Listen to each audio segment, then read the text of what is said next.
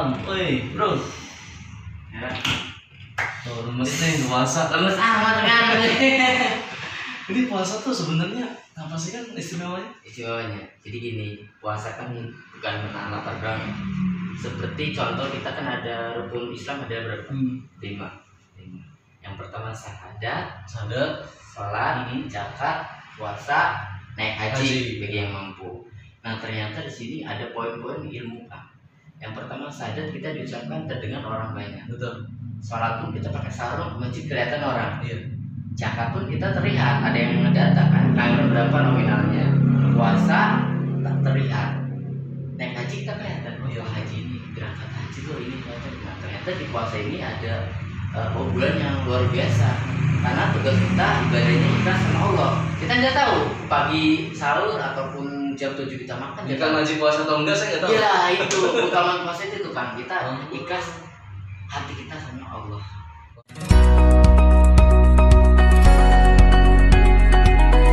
Dengan trio Tekewer.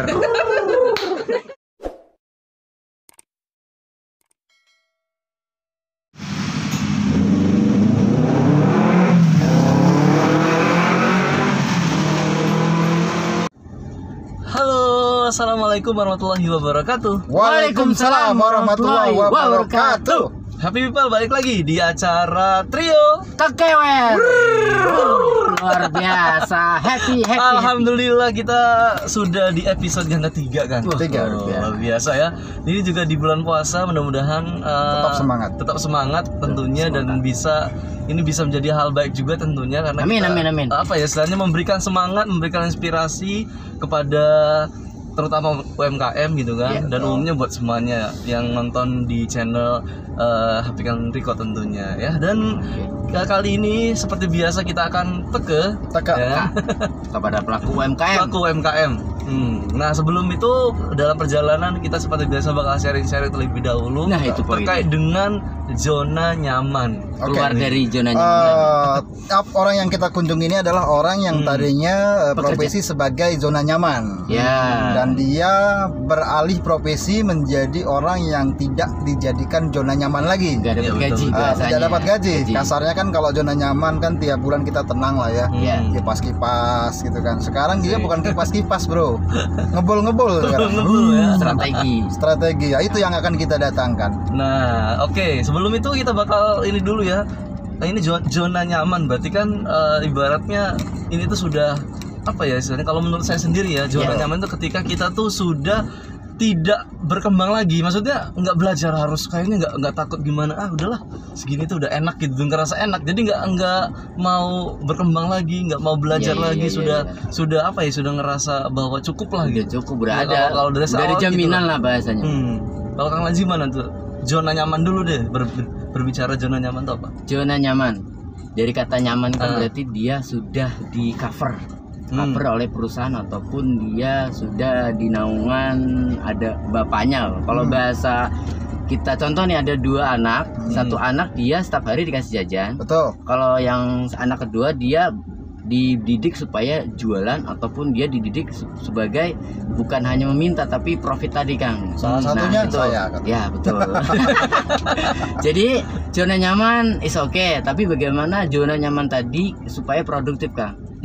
Ketika sudah resign dari perusahaan ataupun berhenti dari kerja, sudah ada yang siap untuk dapat income setelah keluar dari zona nyaman tadi. Yang pasti tetap produktif dan jangan zona nyaman banget lah, seperti Pak Ajam ini, beliau ini ya dapat gaji sekaligus dia bikin strategi, bikin toko ataupun bikin usaha gitu. Sekarang nggak kerja lagi, nggak kerja dan sudah siap untuk eksis di zona panik tadi, zona stres. Wow. Betul. Kang Anton gimana? Kalau bahasa bakunya zona stres itu gila.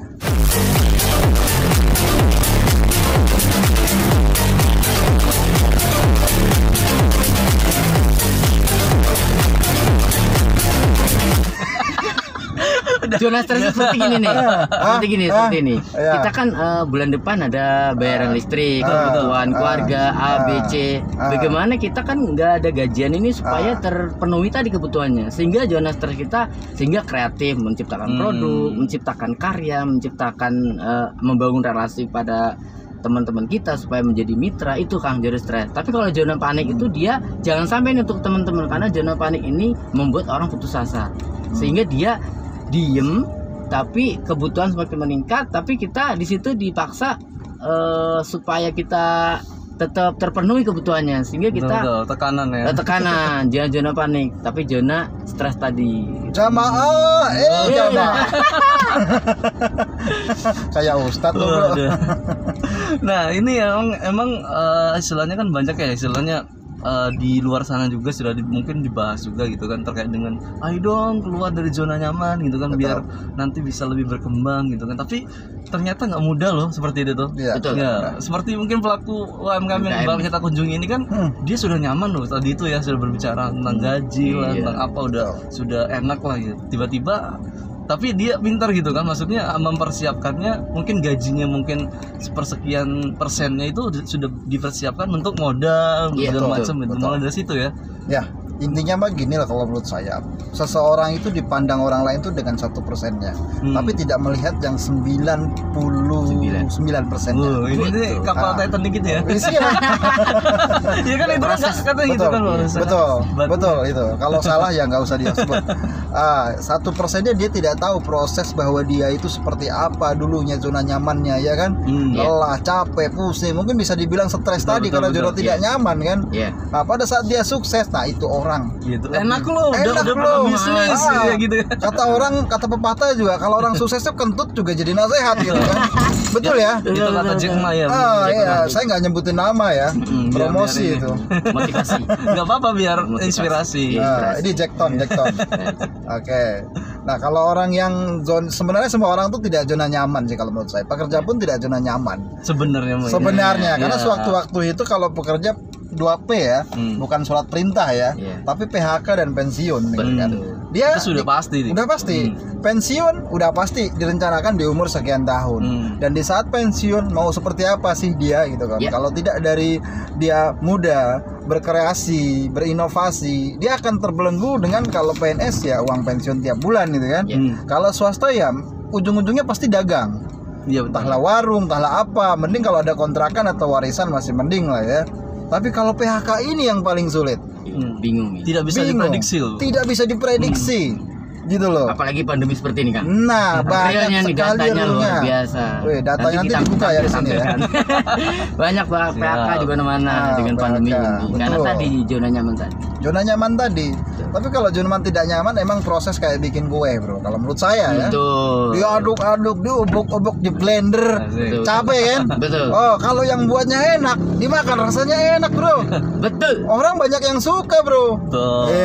Kalau sukses itu dibentuk dari ketidaknyamanan tadi. Contoh seperti ini nih.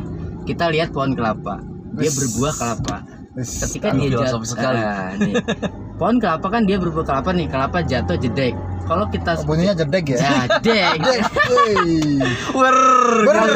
Kalau orang kan dibarikan, aduh, udah di atas dijatuhkan di bawah gitu kan. Setelah dijatuh dicaca-caca sama orang. Kulitnya dibuka. Itu disebut PHK itu ya, pohon kelapa tadi ya. Ya Allah, kok jedek. Udah jatuh, dicaca-caca gitu kan. Airnya diminum. Caca-caca diambil batoknya kan. Batoknya dibakar. Betul lah. Setelah itu dicuci dan diparut. Habis deh. Kata orang, ya Allah udah bangkrut, ujian ini lagi. Nah, setelah diparut, hasil diperas, dikasih air. Tapi kata orang, ya Allah udah sih gitu ujiannya gitu kan, kok gini amat sih gitu. Ternyata Allah ada poin yang untuk mengangkat derajat kita. Ternyata kelapa itu diperas menjadi santan. Ketika sudah jadi santan menjadi bermanfaat. Jadi ketika teman-teman sekarang yang lagi down, udah banyak utang sehingga kebutuhan segala macam. Ini yang gue tanyakan satu nih Kang Naji. Nikmati prosesnya. Iya, yang gue tanyakan satu Kang Naji. Itu kata-kata itu dari buku apa dari radio? Dari melihat praktek teman-teman yang sudah jatuh bangun dari Kang Naji sendiri membaca keadaan. Iya. Luar Jadi biasa. ternyata Allah sedang menyiapkan kita untuk menjadi orang bermanfaat cepat tadi kan. Yes. Nikmati proses. Jadi kalau misalkan teman-teman saat ini lagi aduh gitu kan yang tadi dibilang banyak masalah segala macam, itu bisa jadi titik balik loh nanti. Betul. Jadi cerita gitu. Kalau ibarat buku gini Kang, kalau yang saya lihat ya, saya baca banyak buku biografi gitu. Ternyata yang makin menarik itu biografinya, yang kegagalan tuh makin banyak loh. Cerita gitu. Itu. Betul. Buat inspirasi. Betul. Makanya memang harus dinikmati lah gitu. Nah untuk itu teman-teman ya, di episode kali ini teman-teman kita bakal saksikan nih teman-teman ya, salah seorang yang sudah mampu keluar dari zona nyaman, mudah-mudahan bisa menjadi inspirasi. Jadi apalagi di zaman seperti ini ya, walaupun lagi merintis ya orangnya ya, orang masa merintis, tapi malah merintis itu sudah luar biasa lah. Luar biasa, dia tidak orang yang tidak kena putus asa yang saya kenal ya. Yang nggak saya kenal nggak tahu saya. Yang penting berani mencoba. Itu tadi, berani mencoba. Berani mencoba. Kapan lagi kalau kita tidak mencoba? Iya, karena tugas kita bukan untuk sukses tapi Betul. untuk mencoba. Berhasil itu nomor 1. Ya udah, yuk kita simak lah obrolan kita nanti ya di sambil perjalanan kita. Mudah-mudahan ini bisa menjadi inspirasi buat teman-teman semua.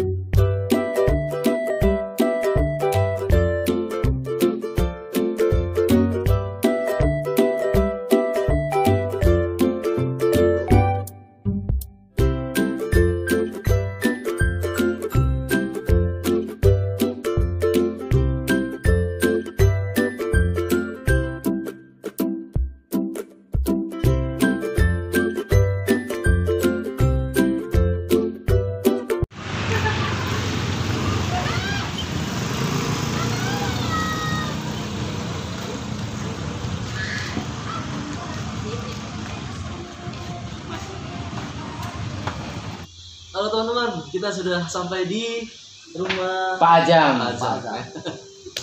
Luar biasa perjalanannya ini ya. Oh iya. Sangat Merak, Cilegon Merak. Soalnya lagi puasa jadi keras. Sesat. Apalagi jalan kaki Pak kerasa. Pak Ajam gimana kabarnya? Alhamdulillah sehat. Harus sehat. Kalau nggak sehat nggak akan ada di sini ya. Betul. Sehat pikiran. Oke Pak Jam, tadi kita di jalan membicarakan masalah perpindahan dari suatu zona nyaman ke zona tidak nyaman. Iya. Ya kan Pak Jam ini salah satu mungkin yang sedang seperti itulah kasarnya ya. Mencoba ke situ lah, mungkin. mencoba Ya. untuk menjadi lebih sukses lagi. Gimana Pak Jam untuk pindah dari zona nyaman ke zona tidak nyaman gitu kan? Prosesnya. Ya. Gitu. Ini cerita dulu. Cerita. Pada suatu hari juga boleh. Latar belakang Pak Ajam. Mau cerita jangka pendek, jangka panjang. Jangan pernah. Jangan lebar. Oke, singkat aja ya. Ya. Satu, saya itu mungkin sudah kerja itu hampir 22 tahun. Wow. Pas ganti presiden bro. Jadi Umur saya belum 2 tahun. tahun 92 Agustus, saya ingat 18 Agustus tahun 92. Ijazah belum dipegang, Saya lahir itu ya. tapi udah kerja. Sudah kerja ya. Iya. Di salah satu kawasan industri di Krakatau Steel. Oh Cilegon. Ya, perusahaan punya Jepang. Pak. Nah, sekarang pabriknya udah ganti nama Hitachi. Nah, tapi bos-bosnya itu sekarang rata-rata di Nippon Steel, kebanyakan mantan-mantan bos XX. X-nya. Di situ saya pertama kali 14 tahun. 14 tahun. Nah, jadi merintis ya, itu merintis grupnya grup Sumitomo dia. Mulai dari operator sampai terakhir itu foreman. 14 tahun. Nah, setelah lulus dari SMA Untirta, berbarengan lama pindah ke pabrik di pabrik baja di Tangerang. Nah, terus berlanjut ya karir lah gitu. Ya. Pernah di pabrik gula, pernah di kimia, pernah di manufaktur, pernah di wire road, pernah di apalagi ya, pabrik valve, bikin valve untuk apa? Untuk offshore. Ya. Offshore. Nah, karir itu ternyata ada titik awalnya sih mentok gitu. Karir saya mentok ternyata. Bukan gang doang yang mentok. Karir mentok. Ternyata karir itu mentok gitu. Ada batasan yang saya ambil kalau langkah itu, ternyata langkah saya itu berhenti di titik itu gitu. Start ya. Di titik yang memang nggak akan pernah bisa, ya menurut perkiraan saya nggak akan bisa naik lagi lebih tinggi dari yang saya perkirakan. Perkiraan kan? Iya. Tentu kan. Jadi kenapa begitu? Ya mungkin modelingnya manajemen industri ya seperti itu mungkin, dan saya nggak bisa memaksakan diri. Kasarnya saya kebetulan di bidangnya engineering maintenance, terutama bagian maintenance. Nah, maintenance itu paling mentok manajer maintenance. Nggak ada manajer maintenance jadi direktur sebuah perusahaan. Hampir saya nggak ada. Saya berapa kali pindah pabrik nggak ada gitu. Direktur maintenance nggak ada. Kecuali perusahaan yang bidangnya maintenance kayak dresser gitu. Nah, baru atau di apa Siemens atau Barata bisa jadi. Karena ternyata untuk mencapai titik jadi seorang kepala pabrik atau menjadi seorang GM gitu ya. Yeah. Itu yang lebih potensial itu sebenarnya bagian operasional atau bagian HRD atau bagian malah safety, potensinya lebih mungkin gitu. Makanya saya kadang mereka lebih potensi untuk lebih tingginya lagi ternyata bisa. Teman-teman yang di Popak itu udah jadi GM regional apa, ternyata mereka itu posisinya orang safety atau enggak orang operasional. Nah, yang bagian engineering yang sejajaran dengan saya yang dulu yang belajarnya bareng-bareng se Asia, itu mereka mentok dan akhirnya mereka mencar kemana-mana. Gitu. Dan nggak ada yang bisa berkarir sampai terminal manager atau direktur, nggak ada. Waktu diawali dengan putus asa lah, mentok. Ya. Dan itu membuat saya ya udahlah, berarti saya harus mencari yang resign tadi. Ya, resign sih enggak sih. Jadi mencari hal yang lebih baru. Tapi kan saya nggak sekonyong-konyong. Tetap harus saya mempersiapkan. Ya, harus dirintis. Nah, untuk merintis itu kan perlu waktu. Betul. Itu artinya yang namanya orang yang tadinya apa zona nyaman, kita sudah seperti ini udah dibaca segala macam. Tapi kalau masuk ke dunia yang saya nyebutnya, kalau dunia pabrik itu controlled, mudah dikontrol. Ada KPI, Key Performance Indicator, dan saya akan tahu saya posisinya potensinya bagus atau tidak. Gampang, dari KPI penuhi aja KPI, selesai. Gitu. Karir akan mentok. Tapi buat kata kalau orang sebut butuh loncat, Pak Adam butuh hebat. Tapi berani mencoba beliau walaupun bekerja kan. Ganti. Akhirnya posisinya dualisme saya waktu itu, sempat sambil usaha sambil kerja gitu. Ya ternyata dunia di luar pabrikan itu ternyata nggak semudah di dunia pabrikan gitu. Orang melihat 1% tadi. Orang biasa ternyata karena biasa Pak. Ya. Jadi Michael Jordan itu kenapa dia menjadi jago? Karena dia sudah membuat 100.000 kesalahan. 100.000 mencoba.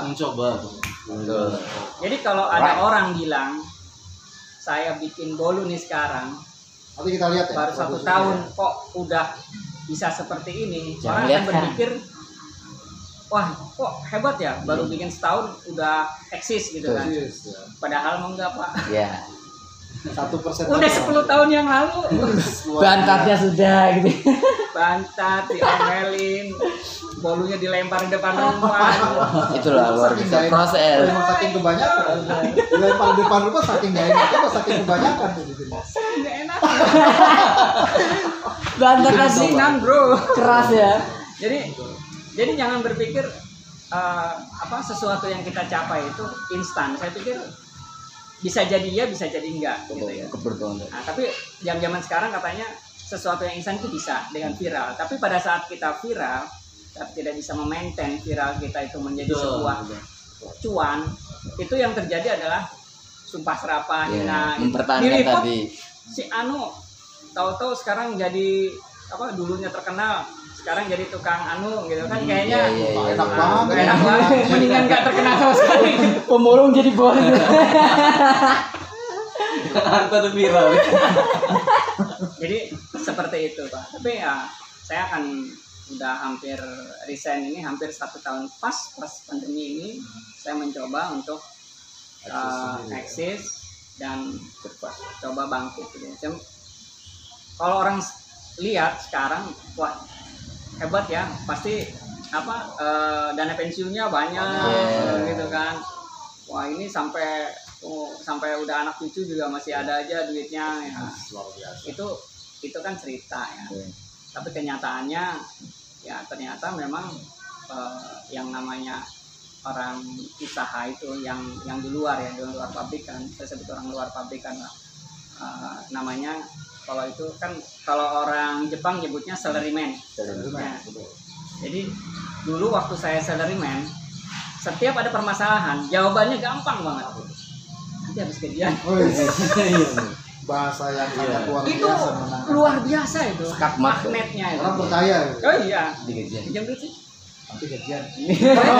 Pas gajian. Oh gitu. Gajian. Bisa dan Sebagai orang percaya gitu. tameng ya, sebagai Jaminan ya. Ya kalau sekarang, kamu tadi sih, halo gitu. Itu kamu gede, masa pinjam Pak? Oh my god. Wow. Ini dapat utang. Bedanya bos kan.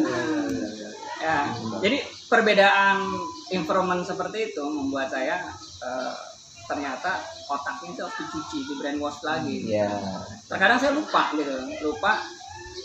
saya ini bukan salaryman lagi gitu. Dan nggak bisa ngomong gampang nanti akhir bulan, nggak ada cerita itu. Atau habis gajian nggak ada lagi. Dipaksa mandiri. Iya, akhirnya dalam 1 tahun ini plus pandemi, kalau dibikin buku itu bisa jadi Biasa tuh. Berapa bab ya? berapa bab. Bagaimana menjadi manajer dalam 10 tahun. Saya dapat buku itu dari orang Singapura yang sudah diterjemahkan dalam bahasa Indonesia. Itu 10 tahun, 15 tahun yang lalu lah, waktu saya masih menjadi staff electrical di Kopax itu ya. Kok nyebutin PT ya? Siapa tahu jadi promosi kita. Promotor. Nah, di situ saya dapat buku bagaimana cara cepat menjadi manajer dalam 10 tahun. Woi, Itu kita harus ini cari, Bos. ilmu ini. Ini untuk salaryman. Salaryman. Entrepreneur lain lagi. Ada lagi itu. Itu mah kita mah pakai apa? Ilmu langit, apa segala macam lah itu mah. Buat tim kita Pak. Iya. Tim manajemen. Tapi susah. Antara teori dan kenyataan itu. Bagi Pak, ini apa ya istilahnya, kalau misalkan berbicara zona nyaman biasanya oke lah, mungkin kalau diri kita sendiri tuh kayaknya bisa menghandle lah segala macam, mungkin omong lah segala macam. Itu gimana kalau dari orang-orang sekitar ketika memutuskan untuk nyemplung ke hal yang baru gitu ya? Mungkin kan orang yang mungkin rasain loh gitu. Kalau orang yang saya kan gimana? kasih jalan gitu. Oh ya. Kalau saya lihat sih karena memang waktu itu ada yang masuk ke zona tidak nyaman. Zona tidak nyaman. Iya, tidak nyaman. Zona stres lah bahasanya. Zona stres. Saya nyebutnya bukan zona tidak nyaman, saya nyebutnya dari zona controlled ke uncontrolled. Yes, betul. Jadi betul. waktu saya Pak Haji Suaryono, Haji Saiful waktu itu masih naik angkot naik jemputan bareng kan sama-sama satu Merak gitu kan. Gitu. Pak Joyo kan ada di Rajadi, saya ada di Merak sini di Damri. Nah, Pak Saiful ada di daerah Jamtar sana gitu kan. Nah, itu satu bus.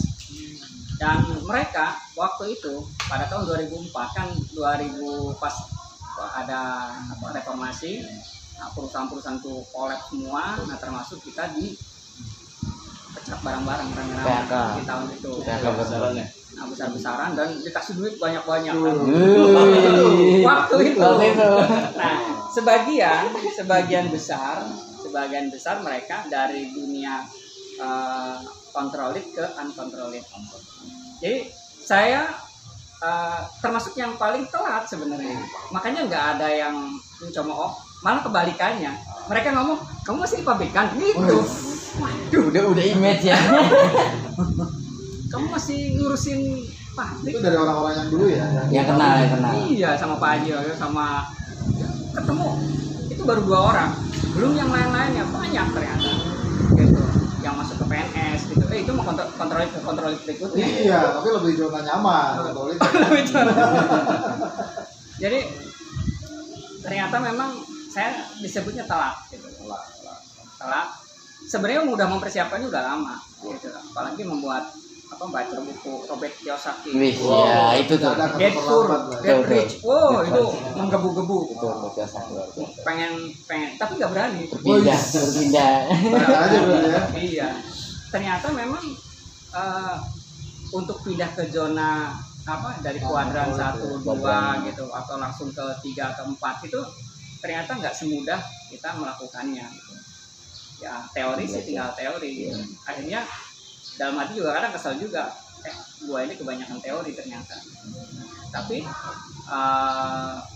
mental terus kesiapan konektivitas ternyata kurang. Ya, mental dan konektivitas ternyata di dunia uncontrolled ini yang paling harus dipegang adalah 2 ya. mental dan konektivitas. Baik Pak Ajam.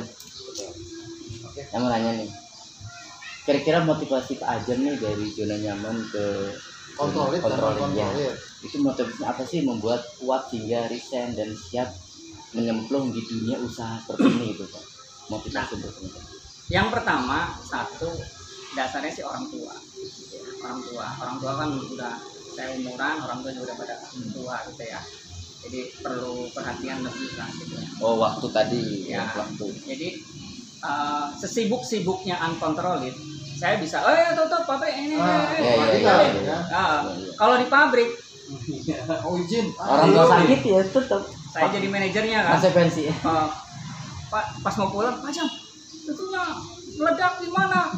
Aduh, saya mau ke rumah orang tua. Waduh, saya dipanggil. Iya. Atau lagi shutdown gitu kan. Shutdown 10 hari harus ini. Ibu sakit atau enggak, ibu mau atau Asas lah ya. Iya. Masalah. Jadi saya ini akhirnya gamang gitu loh.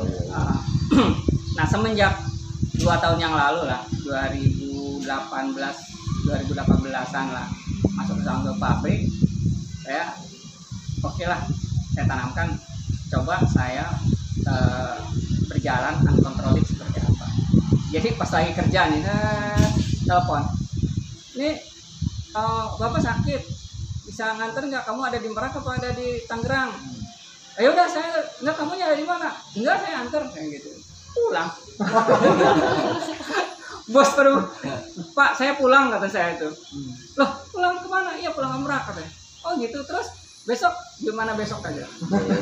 Sebodoh sih enggak gitu. Tetap kita kontrolin ya, kita kontrol. Sekarang kan udah enak zamannya, udah VC-an apa. Nah, anak gua kan bos jam itu gimana itu boiler nggak jalan ya udah itu aja VC bilang gitu, udah VC-an gimana ya, pencet yang itu, jalanin yang ini, jalanin yang itu, digital tadi udah jalan. Tapi tetap bos nggak senang begitu, dianggapnya saya tidak responsibelnya kurang gitu. Nah terakhir itu sama si bos gedenya, bos di atas sayanya sebenarnya sih nggak terlalu terserah aja, yang penting kerjaan beres gitu. Tapi bosnya dia yang di atasnya ini kok yang sibuk anak buahnya, ini manajernya kemana gitu, seolah-olah tidak tanggung jawab. Padahal mah mesin ya nyaman ya, aman-aman aja, nggak ada apa-apa gitu, cuma rasanya aja gitu. Mereka merasa, nah itu orang kalau udah pakai perasaan bukan pakai baper, susah ukurannya gitu. Dan kebetulan waktu itu saya dididik di salah satu perusahaan Belanda, itulah tadi saya sebutin itu. Itu dia bilang, Jam kamu terserah, kamu mau masuk kayak nggak masuk kayak waktu itu ya, saya bebas banget itu. Yang penting tugas kewajiban kamu di perusahaan ini selesai. KPI saya itu bukan kamu hadir sekian persen, enggak. Yang penting reporting, laporan, terus daily maintenance-nya apa segala macam, terus breakdown-nya itu secara KPI mencapai. Dan alhamdulillah waktu itu dapat menjadi di sini ini waktu itu saya masih di sana itu menjadi nomor 1 sedunia. Padahal sebelumnya